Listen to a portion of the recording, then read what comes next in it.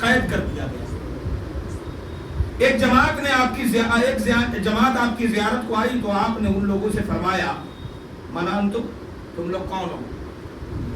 قالوا احباؤک, انہوں نے کہا ہم آپ کے چاہنے والے ہیں, محبت کرنے والے ہیں, محبین ہیں.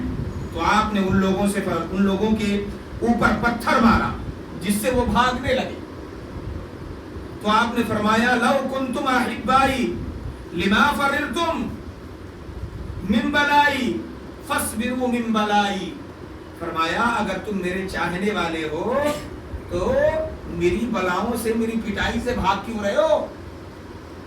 فاصبروا من بلائی, میری پٹائی پہ صبر تو کرو.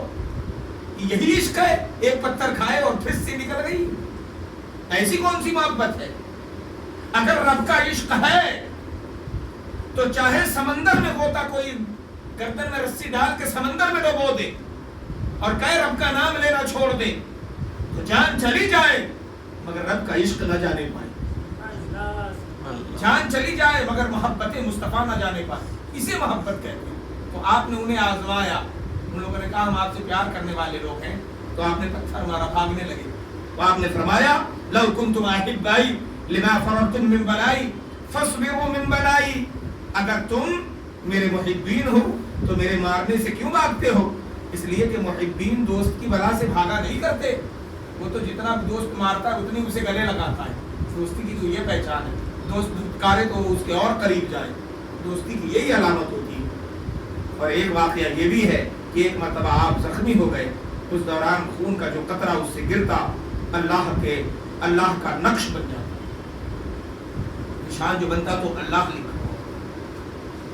یہ عشق تھا آپ کا. الغرض یہ کہ حضرت شیخ ابو بکر شبلی رحمۃ اللہ تعالیٰ علیہ, آپ کے بہت سارے کرامات ہیں.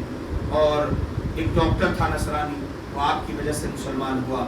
اور آپ کوئی دل میں کچھ سوچتا بھی تھا تو حضرت شیخ ابو بکر شبلی رحمۃ اللہ تعالیٰ علیہ اسے جان لیا. آپ بیٹھے ہیں سامنے اور آپ نے کچھ سوچا, حضرت پڑھ لیتے. دیوار کے پیچھے ہیں, وہاں سے بھی کچھ سوچا تو آپ پڑھ لیتے. ایک آج کل ایک علم آ رہا ہے مائنڈ ریڈنگ کا, تو وہ سامنے جب بندہ ہوتا ہے تو مائنڈ کر پاتا, ریڈنگ کر پاتا ہے. لیکن اگر دیوار کے پیچھے کوئی اگر دل میں سوچتا تو حضرت شیخ ابو بکر شبلی رحمۃ اللہ علیہ سے پڑھ لیا. کوئی دوسرے شہروں میں بھی ہوتا تب بھی پڑھ لیا کرتے تھے. آپ صاحب کشف و کرامت ولی تھے, بڑے پائے کے بزرگ تھے, اور آپ کے تصرفات کا تو جواب بھی نہیں ہے. حضرت شیخ ابو بکر شبلی رحمۃ اللہ تعالیٰ علیہ کا ایک بڑا مشہور واقعہ اور بھی ہے جو ہم نے سنا ہوا ہے. وہ یہ کہ ایک دربار میں گئے, بادشاہ بڑا نخرے سے آپ کو تان و تشنی کرنا چاہتا تھا. آپ نے فرمایا کہ بڑا عجیب شبلی ہے, شبلی کے اوپر تان و تشنی اور بھکتیاں کسی جا رہی اور تو بیٹھا ہوا ہے, عجیب شان ہے تیری. شبلی کے معنی شیر کے بھی آتے ہیں. اور جس بادشاہ کے دربار میں آپ بیٹھے تھے اس کے بعد دربار میں جو قالین بچھا تھا اس پہ شیر کا نشان چھپا ہوا تھا. آپ نے اس کی پیٹھ ایسے سے تھپتھپائی تو سچ مچ میں شیر زندہ ہو کے کھڑا ہو گیا. یہ اللہ والوں کی شان ہے. اللہ والے پر جب ایک نشان کو, ایک سائے کو, ایک نقشے کو زندہ کر سکتے ہیں تو سوچو ذرا, میرے محبوب چاہے تو کیا نہ کر دیں, سرکار چاہے تو کیا نہ کر دیں, زمین کو آسماں کر دیں, سریا کو سرا کر دیں, وہ جب چاہیں جسے چاہیں اسے برما روا کر دیں. میرے نبی کی شان عظیم ہے, وہ عظمت والے ہیں, رحمت والے ہیں. تو میرے عزیزوں, میرے آقا علیہ السلام کے نوروں میں سے ایک نور حضرت سیدنا شیخ ابو بکر شبلی رحمۃ اللہ تعالیٰ علیہ کی ذات پاک بھی ہے.